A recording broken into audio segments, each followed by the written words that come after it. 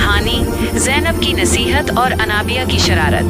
मंजर 1, रंगों का तूफान। एक पुरसुकून सुबह ज़ैनब अपने कमरे में कालीन पर बैठी बड़े गौर से एक किताब पढ़ रही थी। वो हमेशा से ही समझदार और पढ़ाकू बच्ची थी। अचानक कमरे का दरवाजा जोर से खुला और अनाबिया अपनी पूरी शैतानियत के साथ अंदर दाखिल हुई। इसके एक हाथ में रंगों की बाल्टी थी और दूसरे में बड़ा सा ब्रश। ज़ैनब अभी कुछ समझ ही पाती कि अनाबिया ने दीवार पर नीले और पीले रंगों से अपनी आर्ट गैलरी बनाना शुरू कर दी और उसके अपने मासूम चेहरे पर भी रंगों के धब्बे लग गए। मंजर 2, प्यार भरी समझौता।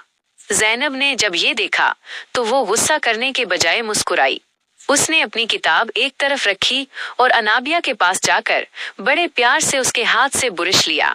ज़ैनब ने इसे अपने करीब बिठाया और नरमी से समझाया, सितारा मेरी प्यारी बहन, देखो ये दीवारें घर की खूबसूरती होती हैं, इन्हें गंदा नहीं करते। अगर आपको तस्वीर बनानी है तो मैं आपको खूबसूरत कागज और ड्राइंग बुक देती हूँ, वहाँ हम मिलकर रंग भरेंगे। अनाबिया ने अपनी बड़ी बहन की बात बड़े गौर से सुनी। मंजर 3, किचन में आटे की बर्फबारी। थोड़ी देर बाद जब ज़ैनब किचन में पानी पीने गई तो अनाबिया को एक नया मशगला सूझ गया। वो दबे पांव किचन में पहुंची और एक स्टूल की मदद से शेल्फ पर चढ़ गई। वहां इसे आटे का डब्बा मिल गया।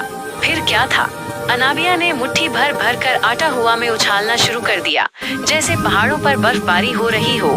चंद ही मिनटों में पूरा किचन सफेद हो गया और अनाबिया खुद भी एक नन्हा भूत बन गई। मंजर 4, एहसास जिम्मेदारी। ज़ैनब जब किचन में दाखिल हुई तो मंजर देखकर हैरान रह गई, लेकिन इस बार उसने अनाबिया को एक नया सबक सिखाने का फैसला किया। इसने अनाबिया का हाथ पकड़ा और कहा, सितारा अनाबिया, देखो जब हम ऐसी शरारत करते हैं तो अम्मी को कितनी मेहनत करनी पड़ती है, वो थक जाती है ना। क्या हम अपनी प्यारी अम्मी को थकाना चाहते हैं? अनाबिया का सर शर्म से झुक गया। उसने फौरन एक कपड़ा उठाया और अपनी बड़ी बहन के साथ मिलकर सफाई करने लगी।